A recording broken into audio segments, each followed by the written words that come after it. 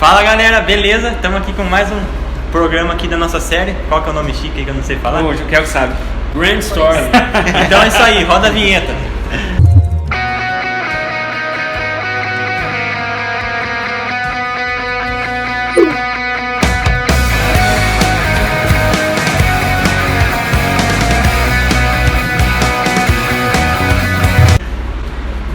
Hoje a gente está aqui com o Rogério. E aí, Rogério? Fala galera, tudo bom? Boa noite a todos aqui, boa noite a todos que estão nos assistindo aí. Um abraço para todos, família, amigos, tamo junto.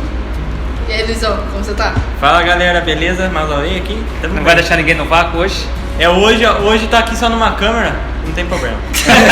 Vou até olhar se não tem outra. Hoje é só uma, o foco aqui tá ótimo. A gente tá aqui também com o Ezequiel. Pessoal, tudo bem? E nosso teólogo, pastor Carlos Alberto. Obrigado pela apresentação, filha. Pessoal, o tema de hoje, criação, né?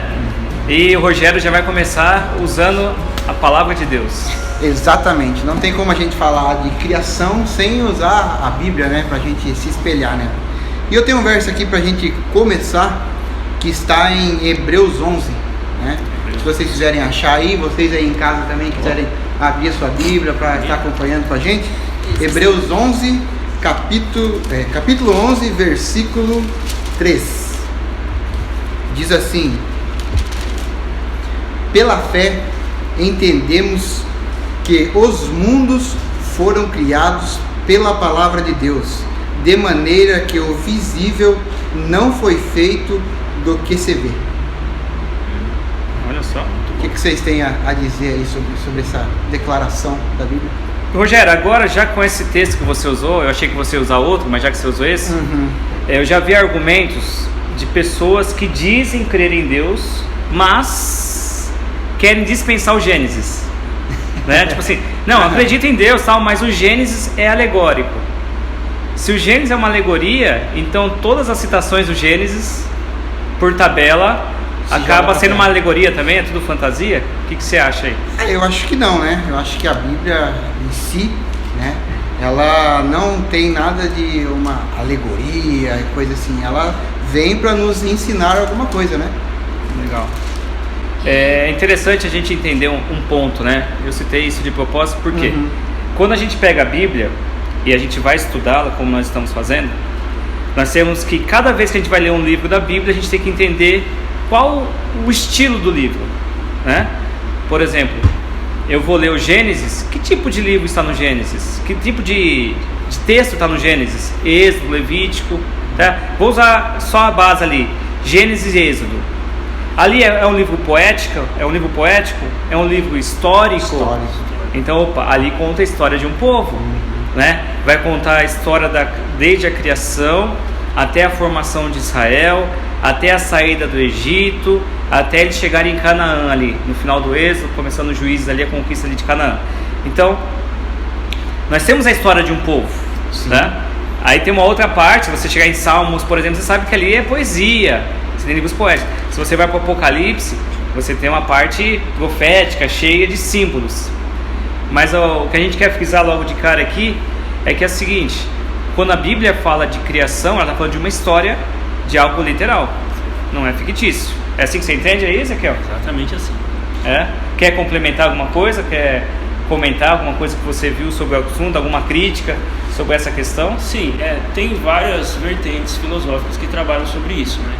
Inclusive algumas que estão surgindo que tentam harmonizar a Bíblia com a ciência, sobre o Big Bang, por exemplo, mas nós acabamos de ler aí que o universo foi criado pela palavra, né? Então a Bíblia é muito clara, e se ela usa dessa forma de linguagem, e como nós estudamos que a Bíblia é um objeto que nós podemos confiar, então nós podemos confiar que a Bíblia está falando a verdade. E vão ter várias correntes que vão discorrer sobre isso, algumas, como a naturalista, nós conversamos sobre isso no vídeo passado, naturalista que vai falar sobre a evolução, né? O evolucionismo, que aconteceu naturalmente com o tempo, que seres unicelulares, que foi a química do planeta que fez com que a vida fosse capaz de surgir, etc e tal. Mas, como nós já vimos, Tem outras teorias, como a teoria do que nós falamos, do design inteligente, que vai trabalhar com uma linha contrária a essa, uma linha que trabalha através da arte, né? E é óbvio, isso é algo que nós podemos analisar, enquanto o evolucionismo não pode ser comprovado. Então, se nós formos hoje à natureza e pesquisarmos, nós vamos ver provas na natureza, enquanto o evolucionismo não traz nenhuma prova concreta de fato. Por isso é uma teoria. Teses, né? Caso contrário, seria uma lei, e não é. Certo. Júlia, quer complementar? Quer fazer algum comentário sobre o assunto? Ainda sobre o livro de Gênesis e tal, se a gente considera o Gênesis como algo alegórico, eu acho que a gente vai para uma linha que a gente considera a Bíblia toda aí como uma alegoria. Porque sem o livro de Gênesis, se a gente tira a literalidade do livro de Gênesis, logo a gente tira toda a Bíblia. A gente pode citar, assim, por exemplo, no livro de Gênesis nós temos ali o relato da criação e logo após a entrada do pecado no mundo. E aí a necessidade de um Salvador. E aí nós temos Cristo. Então se a gente tira essa literalidade, a gente já tira logo de cara Cristo da conversa. Se não tem Cristo, não tem Bíblia, não tem nada. O plano da salvação que foi instituído no Éden, que a gente vê ali nos evangelhos, né, alguma ênfase nisso aí. Então, por que o sentido? Não tem sentido Se nenhum. se mexesse num ponto, alteraria todo o processo. Não tem teria- sentido daria nenhum uma bola de continuar com a Bíblia se a gente tira sem a o literalidade início, sem do Gênesis. aquele ponto. Eu posso só colocar uma coisinha? É uma tentativa de tirar a pessoalidade. Deus é um Deus pessoal. E ele é criador. É uma tentativa de tirar Deus como Deus criador e pessoal. Se você tira Deus como Deus criador, Deus não é presente, Deus não é pessoal. Se ele não é pessoal, a ideia da salvação da humanidade não faz sentido. Não mesmo. Então você derruba o plano da salvação derrubando só o primeiro dominó. E a questão da moralidade, então, perde o sentido? Perde o sentido. Perde totalmente. Porque agora as questões morais que foram determinadas por esse Deus caem tudo por terra. E a impressão que dá muitas vezes é que alguns pseudo-crentes, quando eles querem tirar o Gênesis, é porque tem alguma coisa ali que incomoda. Então eu quero um Deus, sim, um Deus que me salva, um Deus que cuida de mim, mas eu não quero um Deus que dite regras para mim. Eu quero um Deus à Ele minha vê- imagem e semelhança. Ele vê o que ele quer, Eu o que ele crio quer meu ver, sabe? Deus. Ele vê o que ele quer, o que ele quer ter, sabe? Ele quer o... Cada um formata o seu Deus, né? Tipo assim, peraí, Deus me criou, mas não, como ser humano eu quero criar o meu Deus. Olha só como... Religião alternativa, né? O nome disso. Você muda e você molda Deus ao seu padrão. Né? Isso aí não existe. Né? Sociedade alternativa, tem até a música, né? Viva. exatamente. Do tempo do Sr. Israel, ele deve saber. Não sei quem cantava. Quem cantava aquela música, Sr. Israel? Viva a sociedade alternativa. Era da jovem. O pessoal da jovem, o Sr. Israel tá ali atrás das câmeras, ele fica que nem a Arão lá em Moisés, lá com o braço erguido, orando por nós. Tá? Mas, exatamente, né? Agora as pessoas, como o Luiz falou assim, um Deus, a Júlia comentou aqui, um Deus, a minha imagem e semelhança. E a gente inverte a ordem das coisas, né? Tem mais um texto aí, Rogério? Tem, a Bíblia está cheia de textos, mas Salmos, ele tem 2 versos aqui que nos ajudam também a entender. Salmos 33, versos 6 e 9. Diz assim, ó: pela palavra do Senhor foram feitos os céus e todos os céus e todo o exército deles pelo sopro da sua boca. Verso 9: pois ele falou e tudo se fez, mandou e tudo logo apareceu. Olha só. Salmos. Quem que é esse salmo aí? Salmo de Davi? Isso. Salmo de Davi, Salmo 32 e o 34 aqui está bem claro de Davi, o 35 também. Quando a gente está no contexto de Davi, olha que interessante. Se a gente está no contexto de Davi, a gente já tem, além da Bíblia, uma parte histórica extra-bíblica, que é a história do povo de Israel. E se você vai buscar na história de Israel, você vai aprender ali que Davi foi o segundo rei de Israel, né? Veio Saul e logo em seguida veio Davi. E depois veio Salomão. Depois o reino se dividiu, né? Aí tem reino do norte, reino do sul e toda uma história até chegar no tempo de Cristo e pós-Cristo ali. Beleza. Quando você for lá estudar a história do povo de Israel, se você chegar lá para os judeus e for conversar com eles sobre isso, eles vão falar: não, isso é a minha história. É como se nós brasileiros fôssemos contar a nossa história. Desde a descoberta lá em Pedro Álvares Cabral, o que aconteceu na época do Império, até chegar nos dias de hoje. Percebe? Então, peraí, a gente sai fortemente de uma alegoria, quer dizer, uma alegoria não saímos de uma alegoria, tá? Como alguns dizem, né? Exatamente. De uma suposta alegoria, e de repente Entra história. tudo vira história, né? E aí, se você chega para esse povo que preservou, né, eu posso chegar para os judeus que preservaram principalmente o Antigo Testamento, para eles tudo isso é história, uma história verídica, algo verdadeiro. Algum comentário, Ezequiel, sobre essas questões? Tem um detalhe também, que se você for nos povos mais primitivos, os sumérios, entre outros povos, você vai ver uma similaridade muito grande das histórias deles com a criação. Aí muitos podem afirmar o seguinte: então a Bíblia plagiou. Só que existem diferenças cruciais, porque muitos eram politeístas, e o cristão, o judeu, acredita em um Deus só, né? Então, você consegue ver similaridades muito interessantes, como a existência de um jardim, né? O fato de um Deus, na ideia deles, três deuses, né? Mas nós acreditamos em um Deus trino, presente ali na criação, entre outras coisas que é interessante. Pode ter acontecido algumas mudanças, porque é tradição oral, as pessoas vão falando e vão passando de pai para filho. Então algumas coisas é como um telefone sem fio, como nós conversamos no último programa. E acaba tendo alterações, sim, mas a essência é a mesma. Então você consegue ver nos povos mais primitivos, aqueles que talhavam em blocos de argila, né, as escritas com palos, né, e você consegue ver a história com uma similaridade muito grande. Então, como explicar isso? Né? E detalhe, quando você vê a Bíblia plagiou, mas a Bíblia ela é uma prova de que não tem como ela ser um plágio. Por exemplo, eu estou fazendo no Bíblia, eu cheguei ali em Juízes. Em Juízes você vê o povo contando várias vergonhas, que é o quê? O povo caiu na mão de um reino, de outro, então sofrimento. Narrou suas derrotas, né? Exatamente. Quando você vai para a cultura egípcia, você não vê isso acontecer.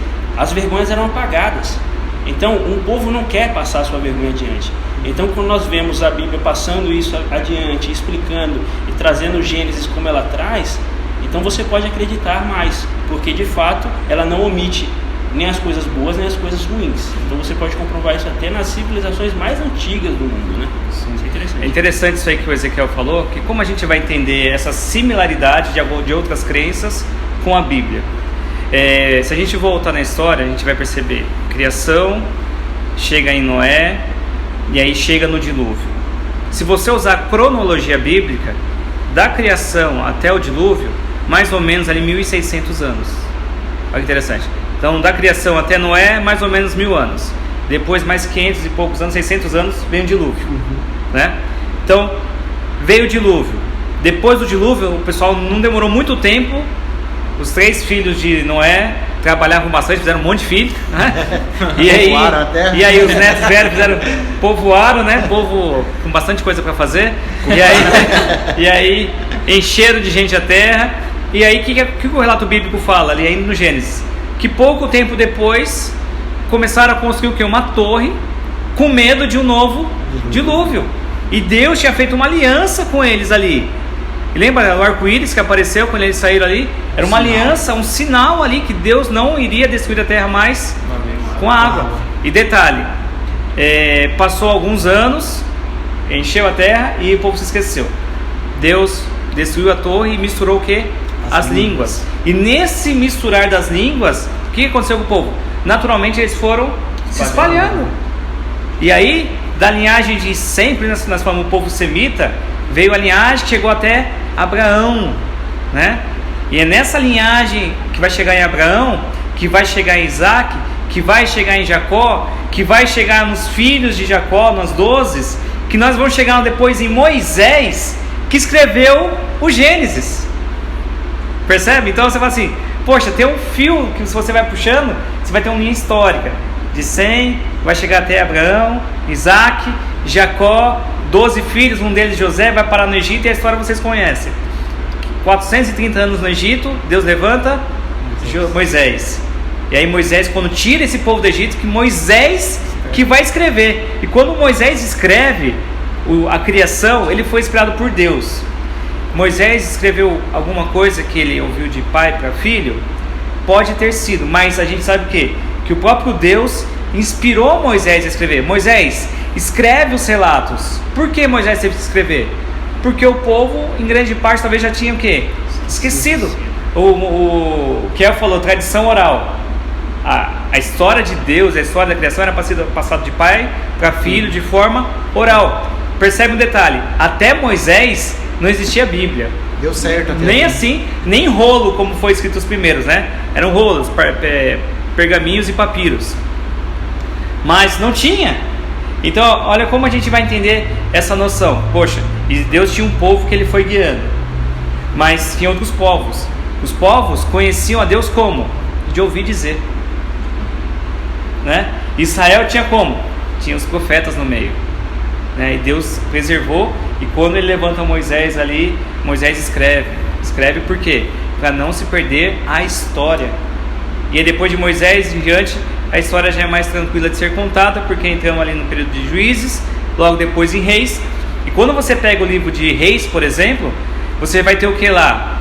O rei tal, no ano tal, filho de não sei quem. Todas essas informações mostram o que? Uma historicidade, né? Porque nomes se repetem. Você percebe que muitos nomes de reis se repetem, mas a Bíblia deixa bem claro, fala o quê? Esse rei era filho de não sei quem, por quê? Para não ter confusão nessa questão. Tal, né? Tem dados, né?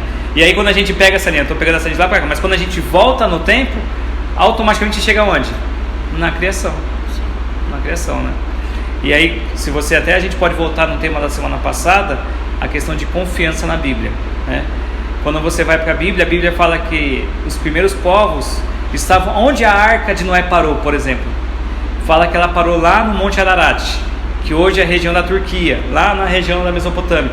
Se você for lá no mapa e ver, você vai ver onde mais ou menos. Se você vai pegar a história geral, a história secular, a história sem a influência da Bíblia, você vai aprender o quê? As primeiras civilizações que se tem registro são lá dessa região. Saíram de lá. Então você fala assim, poxa, na Bíblia tem mais ciência, tem mais história verídica do que a gente imagina. Mais um texto aí, Rogério? Sim. Gênesis, vamos pra gente, estamos falando de Gênesis, né? Vamos, Gênesis 1, vamos ver o que os primeiros versos da Bíblia nos falam sobre a criação, né? Gênesis 1, verso 2, 1 e 2. No princípio criou Deus os céus e a terra era sem forma e vazia, havia trevas sobre a face do abismo, e o Espírito de Deus pairava sobre a face das águas. Mais uma vez ela confirmando a presença de Deus no início de tudo. Legal. Agora vamos lá. Nós já temos a nossa crença bem fundamentada na Bíblia. Tá. Agora, como que pode agora você pegar uma teoria nova? Darwin desenvolveu a teoria da evolução ali na década de 1840. Foi quando ele, um pouquinho mais, ele começou a estudar e depois escreveu o livro Origem das Espécies, mais ou menos nessa época aí. E aí isso entrou na academia como sendo uma verdade absoluta. Não teve ninguém ali rebatendo. Ninguém rebateu. E não é estranho ninguém rebater isso? Porque assim, ó, você vai fazer um TCC que seja, né? Você que está aí assistindo, que talvez está fazendo faculdade. Você faz um TCC, você já pensa, nossa, vou ter que apresentar para a banca, e se eu tiver alguma coisa meio incoerente, pode ser que vou ter observações, você fica cheio de dedo, né? Aí um cidadão vai lá, faz uma teoria, 100 anos depois, agora detalhe, não é uma teoria perfeita, é uma teoria cheia de buraco, exatamente, cheio de falhas, e ninguém contesta. Não é meio esquisito, Kel, isso aí? Aí quando você entende o contexto histórico, o mundo tinha acabado de sair ali, surgiu o iluminismo, né? O iluminismo francês, que ele batia de frente contra a religião, né? A religião é o ópio do povo. Então, esse movimento era totalmente contra a religião. Então, quando surge o movimento técnico, não é essa bem a palavra, mas que trabalha de forma técnica e científica, surge um movimento esse movimento dificilmente ele é contestado, porque o próprio poder hegemônico da igreja no imperialismo, ali com os reis, né, estava sendo combatido de frente. Então, quando surge uma ideia diferente, as pessoas não combateram, porque elas queriam que esse poder hegemônico caísse.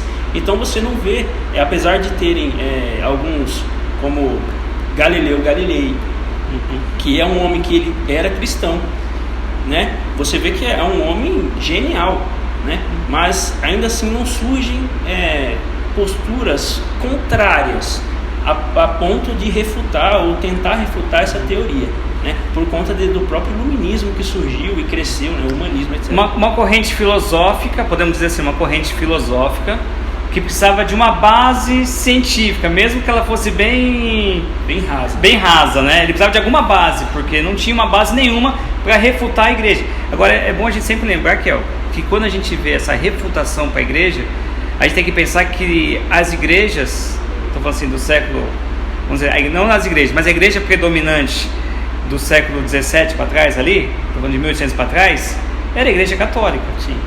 Então, muito do que essa igreja fez de opressão, de perseguição, nós carregamos as consequências desse povo que era contra, que era um povo que ia para a razão e falava assim: mas como que pode a igreja oprimir desse jeito? Como é que pode a igreja escravizar desse jeito? Como é que pode a igreja arrancar o dinheiro do povo desse jeito?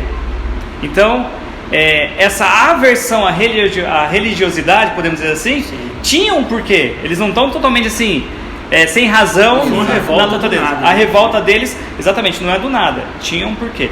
Mas eu tô achando aqui que o Luiz muito quieto, né? E a Júlia também. Tá segurando a bomba. Uma bomba. Vocês que estão aí na época de escola, né? Que vocês, embora estudem aqui na escola adventista, vocês têm que aprender as teorias, né? Sim. Por quê? Essas teorias são questões de vestibulares. Você vai no vestibular, você tem que saber como o fundamento dessa teoria, como começou, entender mais ou menos como ela funciona. Como que é para vocês, assim, jovens, em período pré-vestibular, ter que aprender essas teorias e harmonizar agora com a crença de vocês? Quem quer começar aí? Tira para o ímpar aí. Posso começar? Eu achei assim, é uma situação um pouco complicada, porque essas teorias, pelo que eu disse aí, né, fazendo um link, trouxe ali para aquela época e consequentemente para a gente, traz a ideia de que isso é a ciência, isso é um fato.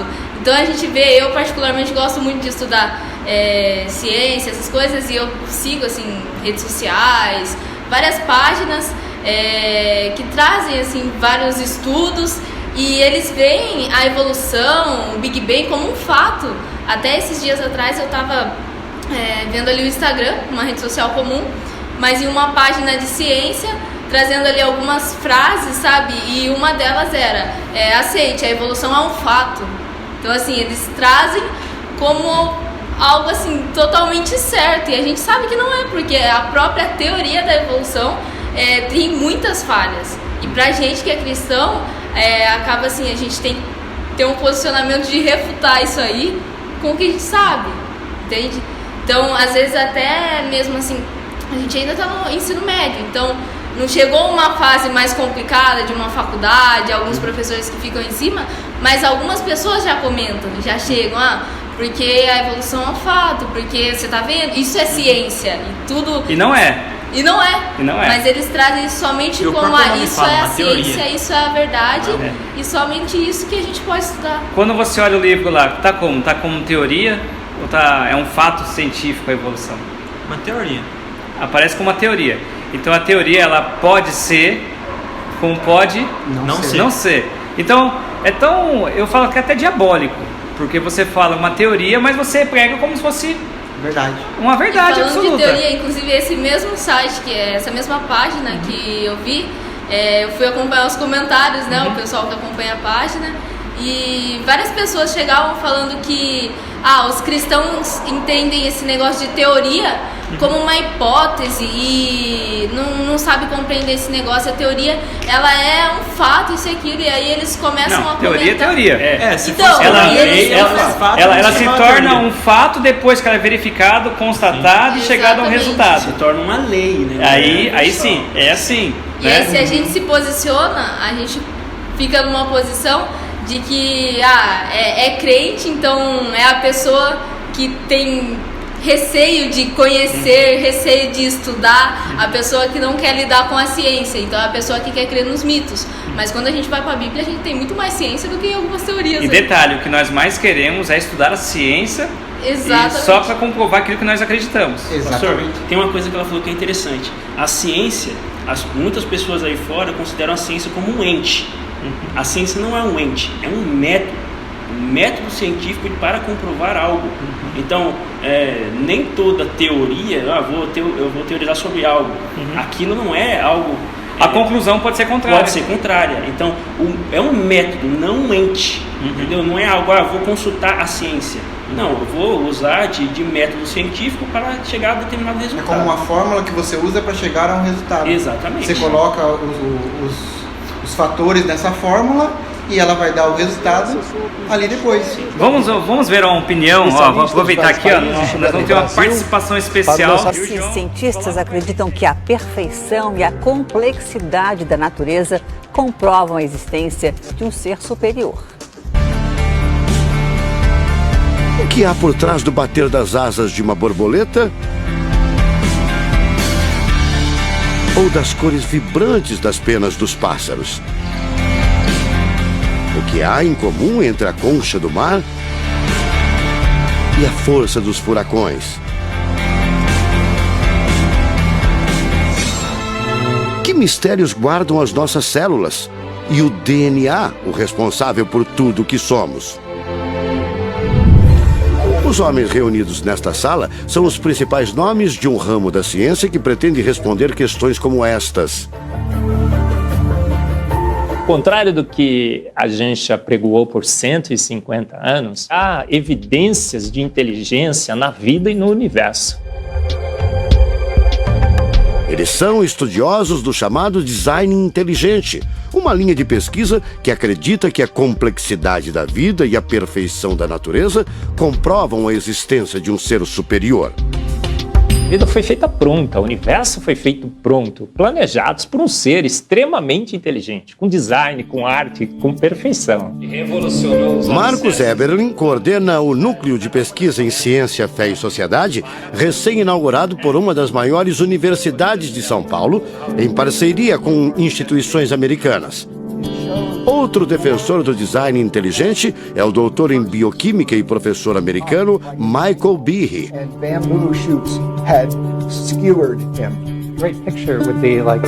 Brian Miller é doutor em física. Ele coordena as pesquisas da Universidade de Duke, nos Estados Unidos. Seria um super engenheiro, um super arquiteto?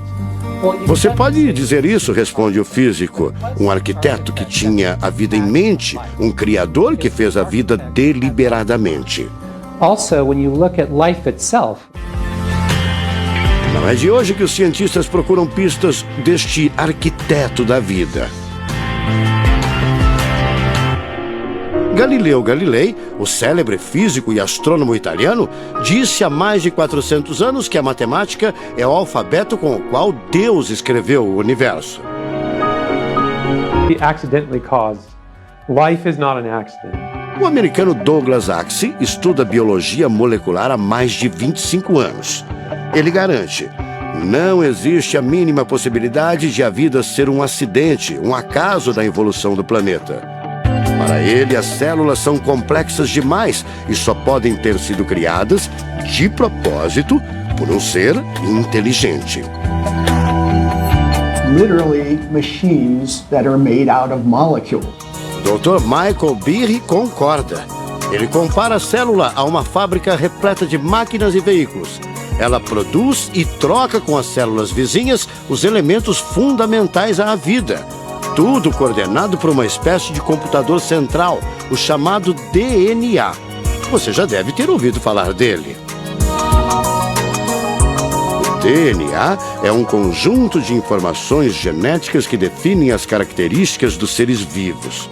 Entre os humanos é o DNA que informa o sexo, a cor da pele e do cabelo e o formato do rosto, entre outras coisas. são 6 bilhões de informações condensadas numa estrutura microscópica extremamente eficiente. O presidente da Sociedade Brasileira do Design Inteligente considera o DNA o mais avançado código de que se tem notícia. A gente tem a molécula de DNA como um modelo. Por quê? Porque quando a gente descobriu essa molécula, a gente viu que é uma molécula fantástica, maravilhosa. E ali evidências e mais evidências de que uma mente inteligente projetou a vida. Porque é o software da vida. E esse software tem o quê? Tem ali um código. E a gente sabe que códigos emanam de mentes inteligentes. Nos Estados Unidos, um grupo de pesquisadores afirma ter identificado uma sequência de números que sempre se repete no DNA humano. Seria uma espécie de assinatura de Deus, segundo o engenheiro da computação Greg Braden. So now we have a definition. Ao considerar a carga dos elementos químicos do DNA, os pesquisadores teriam identificado o seguinte padrão numérico: 10, 5, 6, 5. Eles então passaram a tentar decifrar esse código e tiveram a ideia de substituir os números por letras hebraicas. Em hebraico, a língua oficial de Israel e que aparece na Bíblia, os números são representados por letras, como explica essa professora israelense. A escrita hebraica é muito antiga. Já tem textos escritos 1000 anos antes da Era Comum. E nesta época ainda não inventaram o sistema decimal dos números que usamos agora. Na Bíblia, o Primeiro Testamento, podemos ver não só os números dos versículos e os números dos capítulos, mas também as páginas. A contagem das páginas está feita em letras e não em números. A sequência numérica 10, 5, 6, 5 foi transcrita para as respectivas letras em hebraico: Yud, Rei, Vav, Rei. Veja o resultado. A sequência corresponde à palavra Javé, ou Deus em hebraico. Apesar de todo o avanço da medicina, cerca de 90% das informações genéticas ainda são um mistério. O professor Eberlin diz que as descobertas científicas trazem implicações sérias para toda a humanidade, mas cada vez mais reforçam os argumentos de quem acredita no design inteligente, a assinatura de uma força superior. A gente vai ter que entregar essa informação para a filosofia e para a teologia. E a gente agora, como bons filósofos e teólogos que todos somos, a gente vai colocar a nossa filosofia e nossa teologia em cima desse dado científico e optar pela melhor opção. Eu, óbvio, acho que a melhor opção é Deus. Como gente, a gente tem esse direito, né, de especular em cima da descoberta científica de que uma mente inteligente orquestrou o universo e a vida.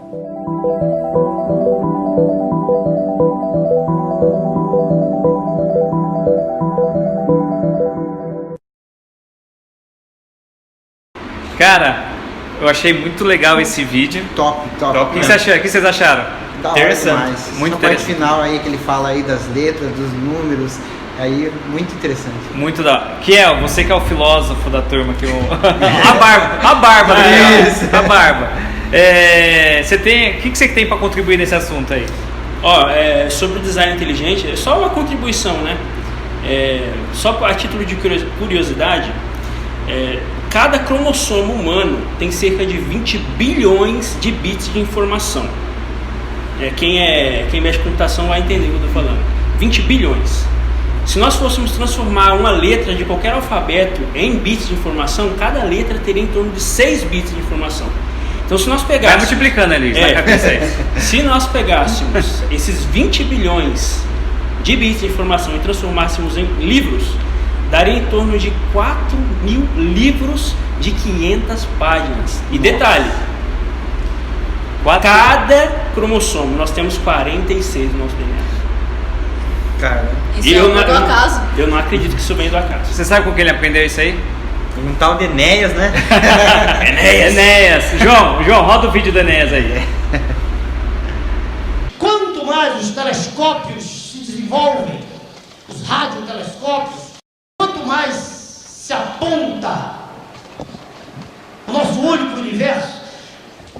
desesperado o ser humano vai ficando. Pela sua insignificância cósmica. Nós somos, como dizia o Carl Sagan, falecido já, um pálido ponto azul no universo. Nós, o planeta. Um pálido ponto azul. E diante de tantas considerações, de novo eu volto à pergunta: que século é esse que está acabando? Quanto conhecimento, quanta informação! Acontece que cada nucleotídeo tem entrelaçado nele, lá dentro dele, as bases: adenina, citosina, guanina e timina. Então o senhor pode dizer que o cromossomo humano, 5x4, trabalha com 20 bilhões de unidades de informação, bits, né? Bits. É possível provar? E os senhores, depois de 4 meses de ouvir, creio que acreditam em mim, é possível provar que uma letra de qualquer alfabeto, ela pode ser identificada com 6 bits.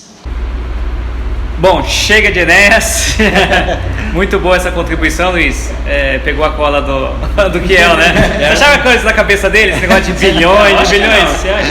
Não, tudo que é bom a gente vai copiando. Mas acho que ele segue, né? Você viu a barba? Ele segue o Enéas. Fala aí, Kiel, pra galera, meu nome é Enéas. 56. Ai, Kiel. Vamos lá, pessoal, vamos voltar aqui. Volta. Dá uma respirada. Concentra, volta. Vamos lá. Agora, depois de tudo que a gente viu aqui, será que é possível harmonizar a Bíblia com a teoria da evolução?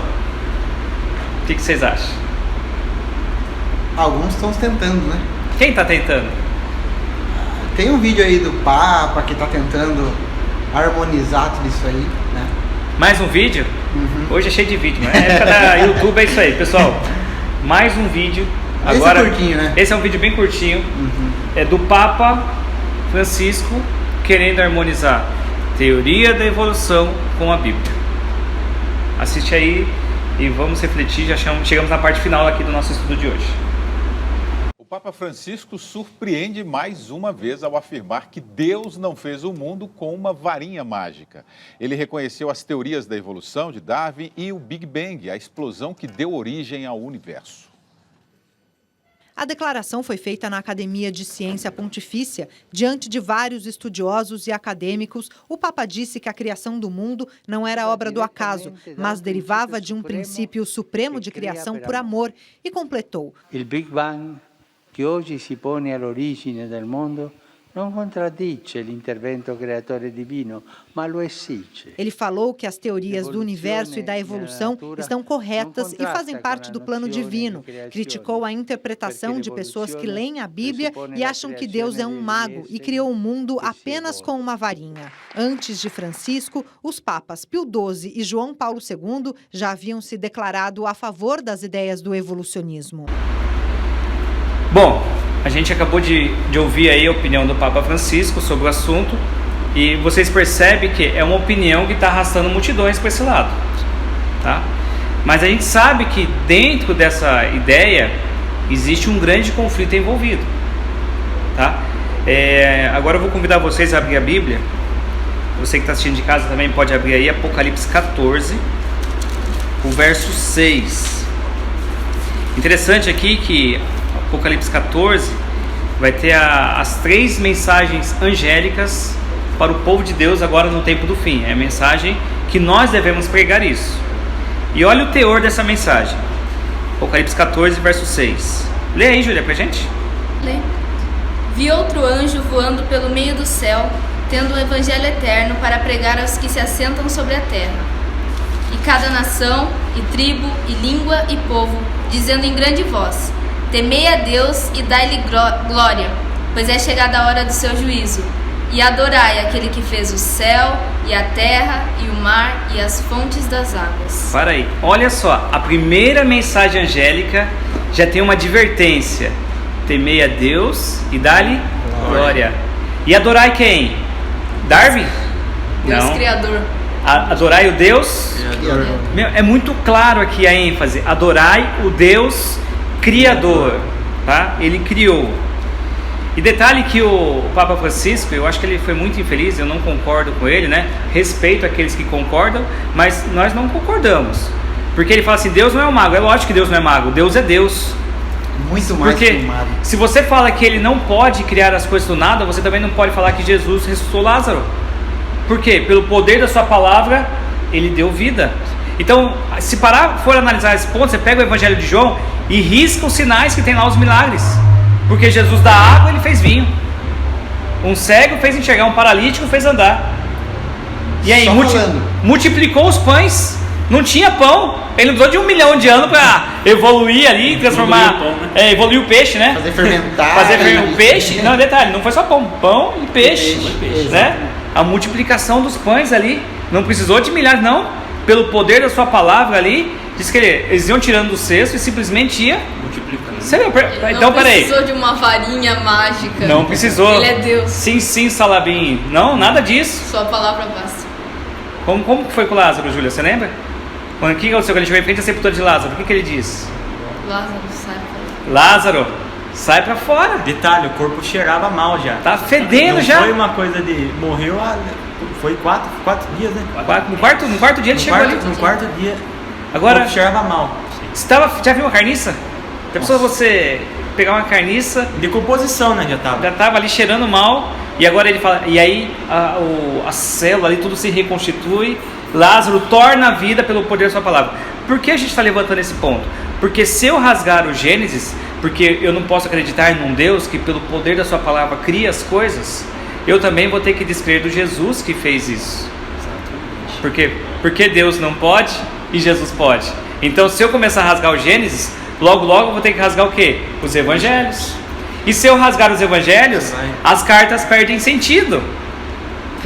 Você vai pegar Paulo. É um efeito de dominó que vem derrubando tudo. Efeito dominó, Rogério, falou tudo. Você toma uma peça e daí desanda tudo.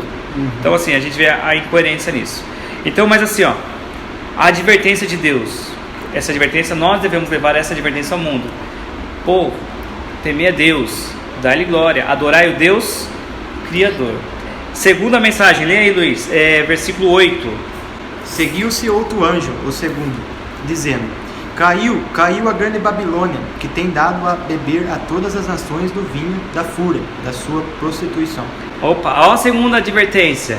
Caiu a grande Babilônia. Babilônia é símbolo dos enganos de Satanás, que o papado profeticamente representou esse poder que enganou e quis em algum momento usurpar o trono que pertence a Deus. Opa, as pessoas que estão ensinando isso aí, elas estão num engano. E aí você veja o que o Papa está falando isso hoje. Peraí, tá tendo coerência. Então beleza. Outro dia eu conversando com uma pessoa que ela é católica, eu falei: eu respeito a sua fé, mas você tem que entender que a sua fé não é baseada na Bíblia, tá? A regra de fé para o católico não é baseada na Bíblia. A regra de fé para ele é baseada no quê? Na autoridade da igreja. Por isso eles têm um catecismo. Por isso tem os 10 mandamentos do catecismo. E lá no catecismo, entre outras coisas, vai ter o quê? Tirou a adoração de imagens dos 10 mandamentos e colocou a veneração, a adoração, o quê? Domingos e festas. E o que ele segue? Nós temos também a questão do sábado, que nós temos lá no Gênesis. Que remete à criação. E aí nós vemos lá nos 10 mandamentos essa alteração. Isso. Então assim, por exemplo, nós como cristãos nós temos que respeitar todas as religiões. Tá? Nós não concordamos. Isso é bem claro, porque se concordássemos seríamos budistas, seríamos espíritas, mas nós somos cristãos adventistas. Qual que é a nossa base de fé? É a Bíblia. Nós cremos que a Bíblia foi inspirada por Deus. Vimos no estudo passado e temos um porquê disso. Beleza. Então a partir do momento que a Bíblia é minha regra de fé, porque ela é a palavra de Deus, não é a palavra de homens, eu vou segui-la, tá? E aqui fala que Deus criou sim e eu devo adorar o Deus Criador. Beleza. E mas nessa mensagem de advertência, a segunda que o Luiz acabou de ler, fala que caiu a grande Babilônia. Qual que é? É a advertência que nós temos que dar ao mundo desse poder que ele declinou. Esses enganos satanás, a gente tem que advertir. Por exemplo, você só vai saber o que é o erro se você conhece o quê? Verdade. A verdade. Né? Como eu vou saber o que o meu líder religioso fala se eu não estudo? Você não sabe se aquilo que você está falando é uma verdade ou não. E aí, se eu vou só pelo que ele diz, eu transfiro o poder da Bíblia para o sacerdote. Então, o sacerdote falou, é lei. Isso eu estou falando do catolicismo, mas pode servir para todas as religiões. Eu tenho que saber o que eu creio e por que eu creio. Detalhe, até inclusive para o adventismo. Eu não posso ouvir o que quem está pregando aqui como uma verdade absoluta. Antes, Paulo fala sobre isso. Antes, tire a prova. Por isso que a gente tem que estar junto, acompanhando, exatamente, olhando. Né? Paulo até elogia os bereanos, né? Porque eles examinavam nas escrituras. Ele pregava e depois eles examinavam, questionavam. E assim, o que nós estamos falando hoje aqui, vai questionar. Veja na Bíblia, veja se está certo, se está coerente. Procure cada verso que a gente está falando aqui, né? Veja na sua Bíblia aí. Exatamente, Rogério. Não só se alimente do que você vê na internet, mas busque na fonte. Busque na fonte. E a terceira mensagem aí. Quem lê pra gente aí é Ezequiel. Verso 9. Vamos lá.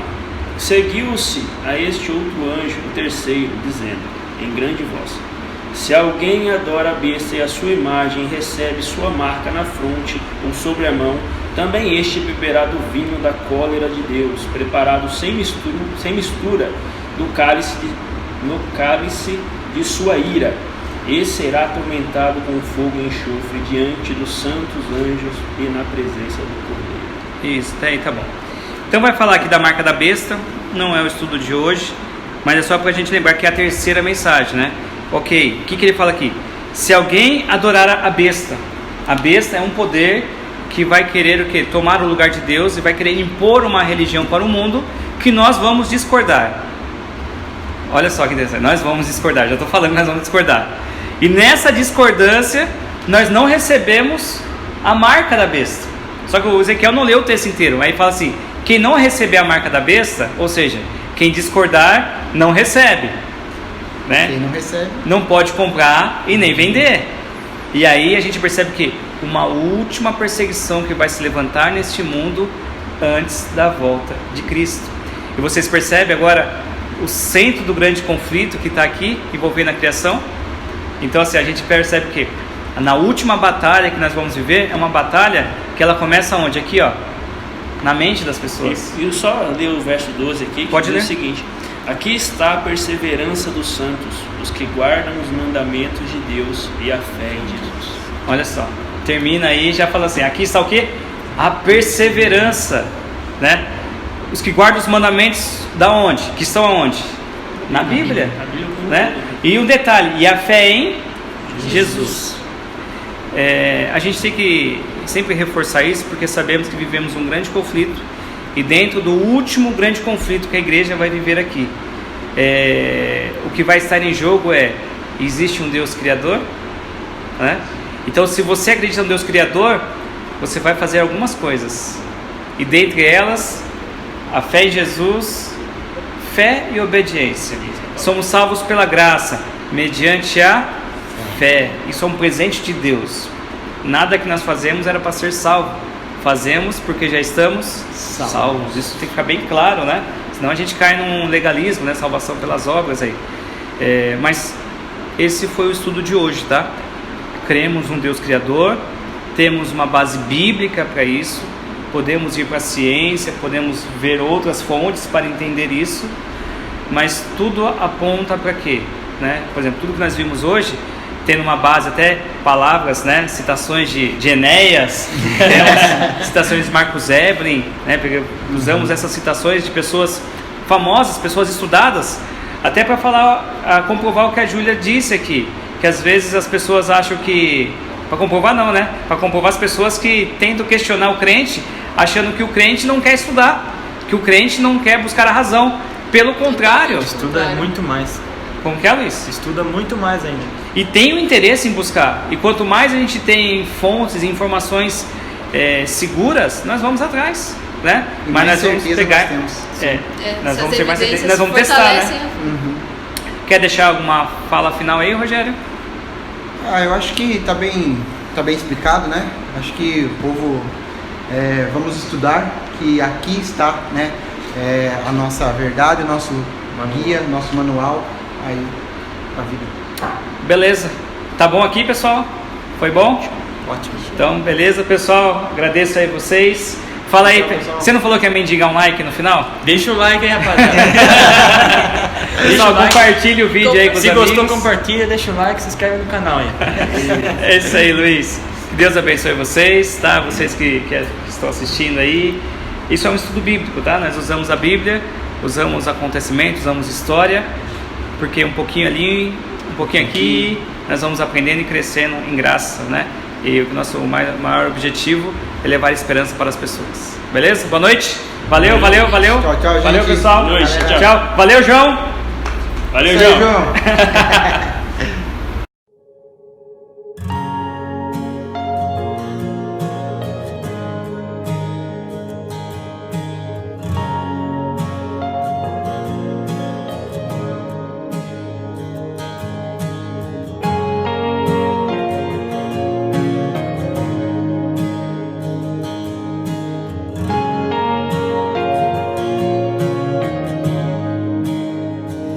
Os céus proclamam as obras do Eterno, galáxias cantam de sua imensidão,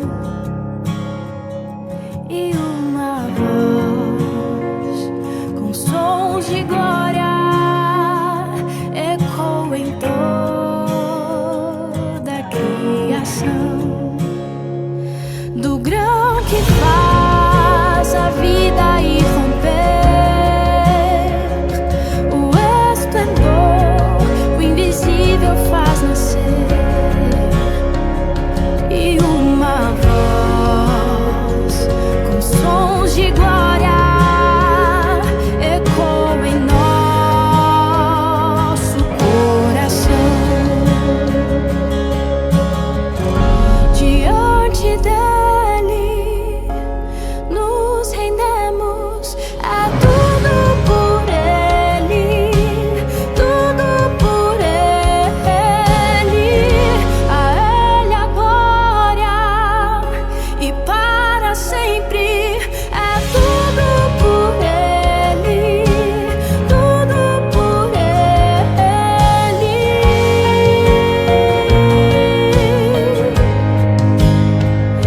Em oração e na palavra seguiremos, em um só corpo rendido à missão, e nossa voz com sons de glória irá romper a escuridão.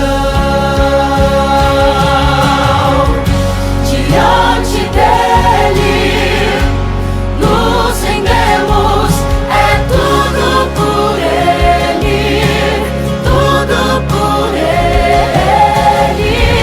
a ele a glória e para sempre, é tudo por ele, tudo por ele.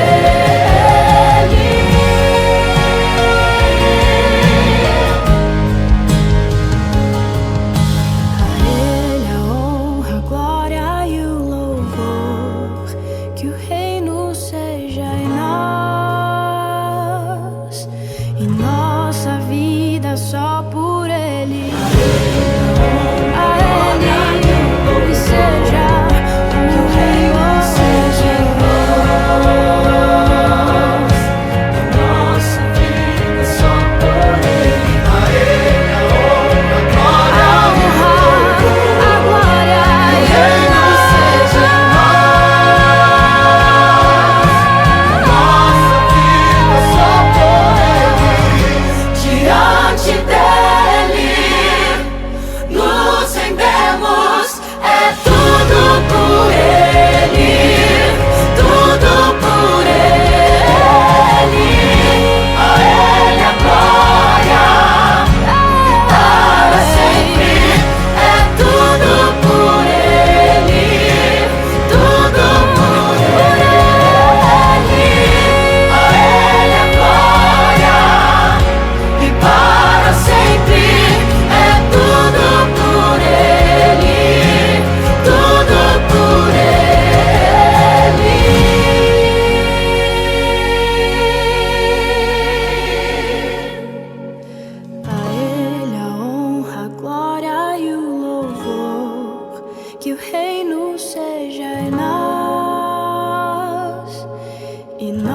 nossa vida só por